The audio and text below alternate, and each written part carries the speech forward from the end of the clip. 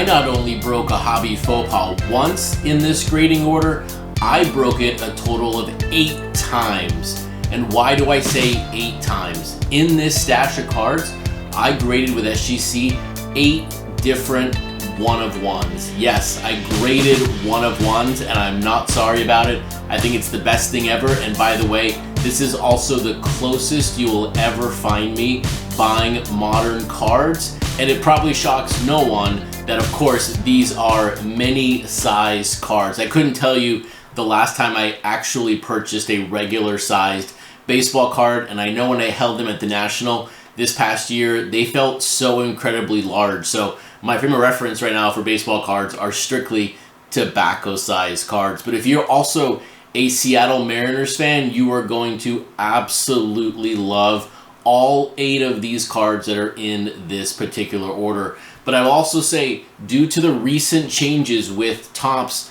and the way they number their cards, which is in the front of the card versus the back, and also these are all from Topps Allen & Ginter X. The difference with these are hand numbered on the back.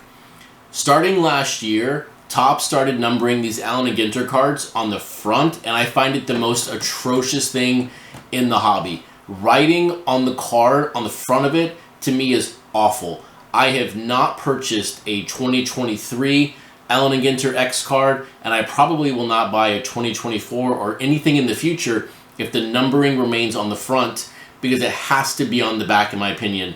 Over my, I would say, left shoulder here, or right shoulder, those are red Allen & Ginter X cards. I have 25 to 30 Seattle Mariners, and those are also all numbered on the back. But I will not purchase another one again unless the numbering returns to the back. So it's just another way for me to avoid kind of this fanatics takeover of Topps, which is good in some aspects and also bad in the others. But if I had one wish with 2024 Ginter X, it is bring back the back numbering. But now let's get to the grading order, and I will of course make sure going forward that the cards are not upside down when I am talking about them.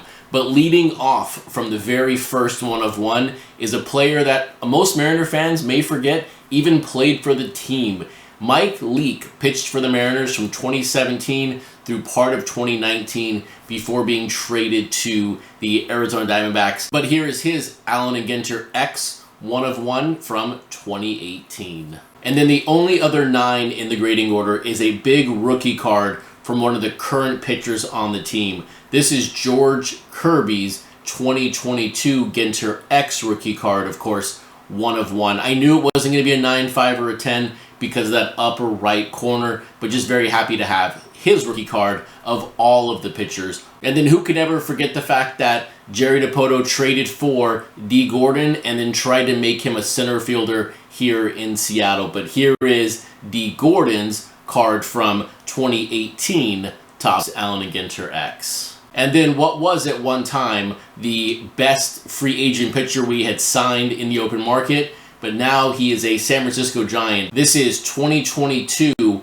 Robbie Ray's Mariners one-of-one Allen & Ginter X card. Now the great thing with Robbie Ray is he brought us back Mitch Haniger. We will see if that works out at the end of the day, but hopefully Robbie Ray does well in San Francisco, and we desperately need Mitch Haniger to hit the ball the remainder of the year and also into next year with that player option. But then the next 2 players are kind of what started this rebuild 4 to 5 years ago now, I guess you'd say. But first up, we have Robinson Cano's 2018 Allen & Ginter X one-of-one. He was packaged, of course, with Edwin Diaz, and this is Edwin Diaz's 2018 Topps Allen & Ginter X one-of-one card. And then the 2 favorite cards of the order, I'm very happy that one came back at 10 and then one came back at 9.5. But then the player that I got to witness retire in Tokyo is none other than Ichiro. This is Ichiro's 2018 Topps Allen & Ginter X one-of-one.